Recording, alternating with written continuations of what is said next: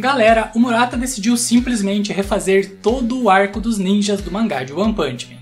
Pois é, se você, assim como eu, estava ansioso para ver a luta do Blast contra o Empty Void, então você vai ter que esperar mais um pouco para ver ela. Pois tudo o que aconteceu depois do capítulo 194 foi simplesmente deletado do mangá. Ou seja, você pode desconsiderar tudo o que aconteceu depois daquela luta do Flash contra o Saitama. Mas antes que você comece a xingar até a terceira geração de descendentes do Murata por ele ter feito isso, deixa eu falar que eu acho que no final das contas isso vai ser uma coisa muito boa pro mangá. Afinal, esse primeiro capítulo que foi refeito já trouxe mudanças muito positivas, pelo menos na minha opinião. Mas enfim, fica comigo depois da vinheta para ver tudo o que foi alterado no capítulo 195 do mangá.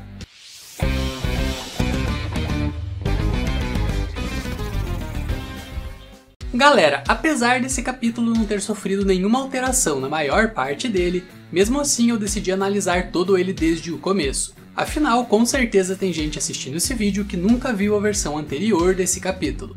Mas se você já sabe o que acontece e quiser pular direto para o momento em que eu falo sobre as coisas que foram alteradas pelo Murata, então vai para esse tempo do vídeo que está marcado aqui na tela, beleza? Dito isso, bora para análise. No começo do capítulo vemos o Sonic em seu esconderijo enquanto segura um saco de gelo na cabeça. Afinal, no capítulo 194 ele havia levado um cascudo do Saitama. No entanto, enquanto o Sonic estava descansando, ele percebeu que tinham alguns ninjas escondidos esperando ele baixar a guarda para poderem atacar. E por isso o Sonic mandou esses ninjas aparecerem de uma vez, pois ele já havia percebido a presença deles. E então, o mangá revela que são os ninjas Chamas do Fogo do Inferno e Ventos do Vendaval que estavam escondidos esperando uma oportunidade para atacar o Sonic. Porém, logo após se revelarem, eles do nada foram nocauteados por outros dois ninjas que também estavam escondidos nas sombras. E então, esses dois ninjas que nocautearam o Chamas e o Ventos se apresentam para o Sonic. E ficamos sabendo que eles se chamam Força Violenta e Destruição Destrutiva. No entanto, eles não eram os únicos ninjas que estavam escondidos observando o Sonic. E por isso, na sequência, começa a aparecer uma cambada de ninjas com nomes extremamente redundantes. Começando pelo Trovão Trovejante, que estava camuflado atrás de um papel de parede. Depois vemos o Doido Louco e o Caos Caótico, que estavam escondidos no canto da sala. E em seguida é a vez do Bala Balística, que estava do lado de fora da janela, e depois do Músculo Musculoso, que quebrou uma parede para entrar no esconderijo do Sonic. E então, na sequência, vemos o Escuridão Escura, que literalmente estava escondido nas sombras. E também tem o Massacre Assassino, que de alguma forma estava embaixo do piso, enquanto o Fantasma Ilusório estava pendurado no teto. E por fim, vindo sabe-se lá de onde, tem o Melodia Melódica, o Corcorada, o Momento Momentâneo, o Vibração Vibrante, o Gelo Gelante, o Céu Celeste, o Grito Gritante, o Arco-Íris Colorido e por último, mas não menos redundante, o Equilíbrio Equilibrado. E logo após todos esses ninjas se revelarem para o Sonic, eles se juntam no mesmo lugar e dizem que eles são o Grupo de Ninjas Celestiais. E todos eles são ninjas de elite que foram treinados na mesma vila que o Flash e o Sonic. E inclusive, os ninjas celestiais fazem questão de dizer que todos eles conseguiram superar o nível Jonin, que é o nível mais alto dos ninjas da vila. Ou seja, apesar de parecerem ridículos, principalmente esse cara aqui, e esse e aquele lá também, na verdade, os ninjas celestiais são realmente muito fortes. Tanto que o Sonic percebeu que cada um deles é muito habilidoso. E realmente você tem que ser muito habilidoso para conseguir se esconder atrás de uma coisa dessas e conseguir passar despercebido pelos inimigos. Mas enfim, que depois dos ninjas celestiais se apresentarem, os Chamas do Fogo do Inferno e o Ventos do Vendaval começaram a debochar deles pelo fato dos ninjas celestiais sempre andarem em um grupo tão grande. E aliás, vale dizer que o Chamas e o Ventos também faziam parte do grupo de ninjas celestiais, porém eles acabaram sendo expulsos por terem atacado tanto o Flash quanto o Sonic sem terem a permissão dos outros ninjas celestiais. Afinal, o objetivo do grupo celestial até esse momento é de apenas observar o Flash e o Sonic, e não de tentarem executar os dois. Mas enfim, que na sequência os ninjas celestiais revelam um motivo pelo qual eles estavam apenas observando as coisas em silêncio até então. E o motivo é porque eles estavam esperando que o fundador da Vila Ninja acordasse de um coma, pois 15 anos atrás, o fundador da vila, que é o ninja mais forte que já existiu, acabou sendo derrotado pelo Blast. No entanto, o Ninja Supremo sobreviveu e depois foi colocado em uma espécie de cápsula de recuperação na qual ele ficou 15 anos em coma enquanto se recuperava dos ferimentos. Porém, agora ele finalmente acordou, e por isso os Ninjas Celestiais decidiram que é a hora de começar a agir, sendo que o grande plano deles tem duas fases. A primeira é assassinar o Flash Flash, afinal eles não podem tolerar que um ninja que foi treinado pela vila tenha se tornado um herói da associação. E a segunda fase do plano é atrair o Blast para uma emboscada, e então eles vão ajudar o fundador da vila a se vingar do herói Rank 1 da classe S. E por fim o Blast vai ser executado publicamente, para que o mundo inteiro veja o quanto o fundador da vila e os ninjas celestiais são poderosos. E bom, após revelarem o seu grande plano, os ninjas celestiais dizem ao Sonic que ele também vai ter um papel nesse plano deles. E então eles simplesmente mandam o Sonic dar um jeito de atrair o Flash até o esconderijo dele no dia seguinte, onde os Ninjas Celestiais e o próprio fundador da vila vão estar esperando para executar o herói da classe S. E logo após falarem isso, os Ninjas Celestiais simplesmente desaparecem. E bom galera, até agora esse capítulo está praticamente idêntico à versão anterior dele, com apenas algumas cenas que foram redesenhadas para ficarem com uma arte mais bonita. Mas desse ponto em diante a coisa vai ficar bem diferente. Pois na cena seguinte vemos o Blast, o Saitama, a Manako, o Flash e o City. E como essa é a primeira vez que o Careca vê o Blast desde aquele dia em que ele ficou enterrado embaixo dos escombros do covil da Associação de Monstros, o Saitama então agradece ao Blast por ter resgatado ele, o Flash e a Manako daquele lugar. Mas então o Blast diz que ele não precisa agradecer por isso. E em seguida o herói número 1 diz que a força do Saitama chamou muito a atenção dele durante aquele encontro. Ou seja galera, desde a primeira vez que o Blast viu o Saitama, ele já sabia que o Careca era extremamente forte. Porém o Blast não disse nada naquele momento. E eu acredito que o motivo do Blast não ter ficado surpreso com a força do Saitama é porque o herói Rank 1 da classe S é ainda mais forte do que o Careca. Pois é isso mesmo que você ouviu. Afinal, vale lembrar que quando o Blast lutou contra o Garou, o herói número 1 estava aparentemente empatado com o Caçador de Heróis. No entanto, eu acredito que o Blast conseguiria derrotar o Garou sem grandes dificuldades caso a luta não estivesse acontecendo na Terra. Afinal, o capítulo 166 deu a entender que o Blast estava pegando leve quando lutou contra o Garou Cósmico, pois ele não queria aumentar o nível de radiação cósmica que o Garou liberava durante a luta, já que isso iria eliminar todos os seres vivos do planeta. E inclusive isso é reforçado em diversos momentos na luta. Como por exemplo, no momento em que o Blast pediu pro Garou para eles irem lutar em outro planeta, para dessa forma não causarem danos irreversíveis à Terra. Porém, como o Garou se recusou a aceitar o pedido do Blast, o herói número 1 se viu obrigado a lutar contra o Caçador de Heróis ali mesmo. No entanto, ficou bem claro que o objetivo do Blast durante aquela luta não era derrotar o Garou. Afinal, o Blast não usou nenhuma grande técnica especial durante a batalha, já que isso faria com que o Garou também usasse alguma técnica mais forte, o que mataria todo mundo no planeta. E por isso, tudo que vimos o Blast fazer foi se focar em tentar transportar o Garou para fora da Terra. E inclusive, em certo momento o Blast de fato conseguiu enviar o Garou para fora do planeta. Porém, enquanto o portal aberto pelo Blast estava sendo fechado, o Garou aprendeu a manipular a energia que o Blast domina. E graças a isso, o Caçador de Heróis conseguiu reabrir o portal dimensional e voltar para o planeta Terra, o que forçou o Blast a seguir lutando de forma mais contida.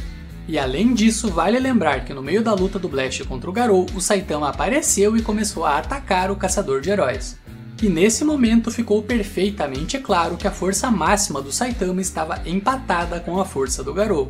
Afinal, um soco com a força máxima do Garou teve exatamente a mesma potência que um soco mortalmente sério do Saitama. Portanto, naquele momento, o poder máximo dos dois estava empatado sem nenhuma sombra de dúvidas. E como o Blast claramente estava se segurando enquanto lutou contra o Garou, isso confirma que o herói Rank 1 da classe S é mais forte do que o Saitama. Mas também vale lembrar que conforme o Saitama luta contra alguém com uma força parecida com a dele, a força do Careca começa a crescer de forma exponencial. Então, se caso o Saitama e o Blast chegassem a lutar, o Careca certamente conseguiria superar o Blast após alguns minutos de combate. Porém, considerando a força atual do Saitama, eu acredito que o Blast seja mais forte do que ele sim. E aliás, vale lembrar que toda a evolução que o Saitama teve durante a luta contra o Garou Cósmico na Lua de Júpiter foi perdida no momento em que o Careca voltou no tempo. Mas enfim galera, voltando pro capítulo 195, Logo após o Blast dizer que a força do Saitama chamou a atenção dele, o Flash disse que infelizmente pro Blast, o Saitama já tem um mestre. E por isso o herói Rank 1 da classe S pode desistir de qualquer plano que ele possa ter de transformar o Saitama em seu discípulo. Lembrando que no capítulo 193 o Flash se autodeclarou como sendo mestre do Saitama. E apesar do Careca quase ter matado ele na luta de treino dos dois, o Flash segue se considerando o mestre do Careca. Enfim, que na sequência o City começa a falar com o Saitama. E então o executivo da Associação de Heróis diz que o Blast revelou para ele que foi o Saitama quem derrotou o Garou. Lembrando que o próprio Genos já tinha falado isso pro City, e inclusive o Cyborg Demônio falou sobre a luta que o Saitama teve contra o Garou Cósmico na Lua de Júpiter. Porém, a história contada pelo Genos parecia ser tão exagerada que o City simplesmente não acreditou nele. No entanto, agora que ele ouviu da boca do Blast que realmente foi o Saitama quem derrotou o Garou, o City finalmente acreditou na história do Genos. Apesar de que eu acho que o City apenas acreditou parcialmente na história contada pelo Cyborg, pois como o próprio City já disse anteriormente, tudo que o Genos falou a respeito da luta que o Saitama teve contra o Garou na Lua de Júpiter parece ser extremamente exagerado. E o pior é que nem dá pra culpar o velho ladrão de oxigênio, afinal não faz nenhum sentido que o Careca seja capaz de explodir Júpiter com um espirro. Mas enfim, que o Saitama responde ao City que não adianta perguntarem nada pra ele a respeito da luta que ele teve contra o Garou, porque por algum motivo ele perdeu todas as lembranças do que aconteceu no final daquela luta. E de fato não tem como o Careca saber sobre o que aconteceu enquanto ele estava lutando na Lua de Júpiter. Afinal, tudo aquilo aconteceu em uma espécie de futuro alternativo.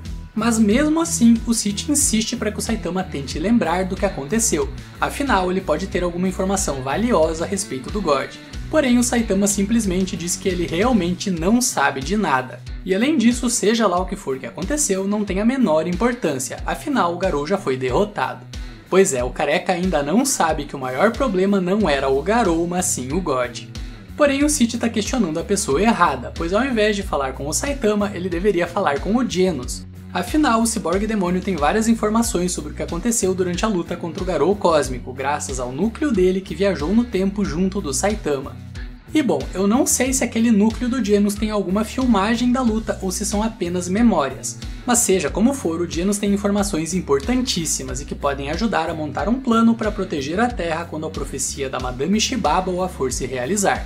Lembrando que a profecia da Shibabawa diz que a Terra vai ficar em perigo dentro de 6 meses. E inclusive na cena final do capítulo vemos um flashback de algumas horas antes do Saitama e do Flash chegarem ao QG da associação. E nesse flashback vemos o momento em que o Blast disse ao City sobre o que ele viu durante a luta do Garou contra o Saitama. E galera, o Blast fez questão de destacar que naquele momento o caçador de heróis estava tão poderoso que sem dúvidas a Terra estava em perigo, assim como a profecia da Shibabawa previa. Porém, logo em seguida o Blast também diz que apesar da luta do Garou contra o Saitama se encaixar na profecia da Madame Shibabawa, ele acha que a profecia não era a respeito daquela luta, mas sim a respeito de algo muito pior e que está prestes a acontecer no planeta. E é por isso que é de extrema importância que eles descubram sobre tudo o que aconteceu nos momentos em que o Saitama perdeu a memória durante a luta. E galera, outra coisa interessantíssima é que o City ficou completamente abismado pelo fato do Saitama ter conseguido derrotar sozinho o Garou no momento em que ele era uma ameaça de nível Deus. E por isso o City perguntou ao Blast como é possível que o Careca de Capa seja tão forte. Sendo que então o Blast disse ao City que ele não sabe, e além disso ele revela que nem sequer conseguiu ver a real extensão da força do Saitama, dando a entender que o Blast tem pelo menos uma noção do potencial infinito do Careca. Porém, em seguida o Blast disse algo que ao meu ver confirma que pelo menos nesse momento ele é mais forte do que o Saitama, que foi a respeito dele não ter sentido nenhum tipo de maldade quando falou com o Careca, e por isso ele acha que o Saitama não vai causar nenhum problema caso ele siga vivendo em liberdade. Ou seja, o Blast deu a entender que se ele quiser, ele pode simplesmente tirar a liberdade do Saitama a qualquer momento. E se o Blast tem tanta confiança de que ele é capaz de fazer isso, então ele deve ter certeza de que é consideravelmente mais forte do que o Saitama. Apesar, é claro, de que o Blast não necessariamente precisaria recorrer à força bruta para dar um jeito no Careca, já que ele pode simplesmente enganar o Saitama e fazer com que o Careca entre em um portal que leva para algum planeta distante, que serviria de prisão para o herói Careca. Claro que poucos minutos depois de fazer isso, o Blast ficaria surpreso porque ele veria o Saitama usando seu modo foguete para voltar para a Terra. Mas enfim, que o City ficou aliviado por ter ouvido o Blast dizer que o Saitama não precisa ser preso. Afinal, o Genos com certeza não ia levar isso numa boa.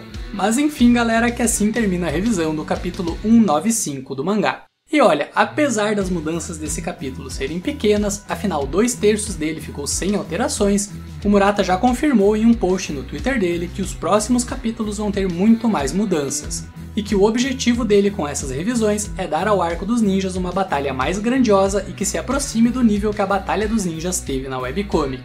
E eu sei que a maior parte de vocês prefere que o mangá simplesmente siga em frente sem qualquer tipo de revisão. Mas não esqueçam que em 2040 o Arco dos Ninjas vai ser animado na 5ª temporada do anime. E aí os netos de vocês vão querer ver uma luta de boa qualidade. E além disso, pro pessoal que gosta de fazer teorias sobre linhas do tempo alternativas a cada vez que o Murata refaz algum capítulo, basta pensar que aquela chegada por trás que o Blast deu no Empty Void no capítulo 202 foi tão forte que alterou a própria realidade e criou uma linha do tempo alternativa. Mas enfim, galera, por esse vídeo é isso. Se você gostou, não esquece de dar um soco mortalmente sério no botão do like e de se inscrever aqui no canal. Até a próxima, nerd. Valeu! Fui!